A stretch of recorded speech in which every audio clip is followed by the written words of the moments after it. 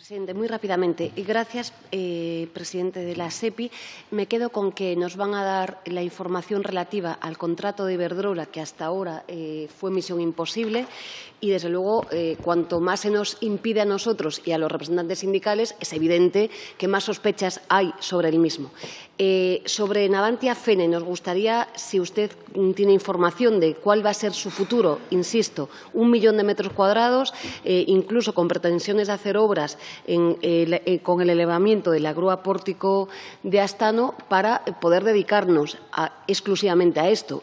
Insisto, ¿vamos a volver a construir barcos, material civil, sí o no? ¿Eso está debatido en el Gobierno de España, sí o no? ¿O solo vamos a depender de la construcción militar? Dos, ¿cuál es su valoración respecto de la gestión comercial que se ha practicado, más allá de la cortesía, que yo le entiendo? Porque, insisto, los números y los datos hablan y con múltiples oficinas comerciales no hemos conseguido nada. Tres, plan industrial.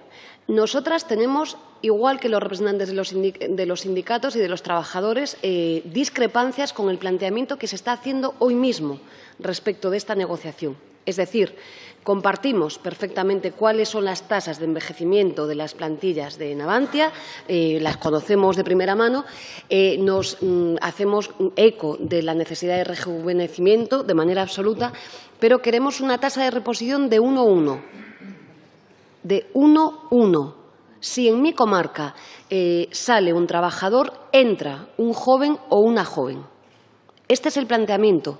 Ya hemos practicado durante el bipartidismo una muy mala política que tuvo nombre de Partido Socialista, que fue la inexistente reconversión industrial.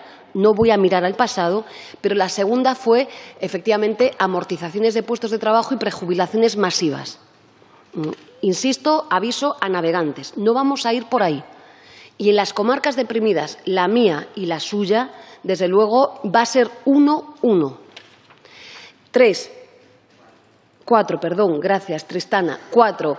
¿Cuál va a ser el planteamiento presupuestario que se va a hacer para el plan industrial de Navantia? Porque sabemos que esto es mucho dinero y no solo por la parte social del plan industrial, que también, y somos conscientes de que hay avances sustanciales, lo compartimos por entero.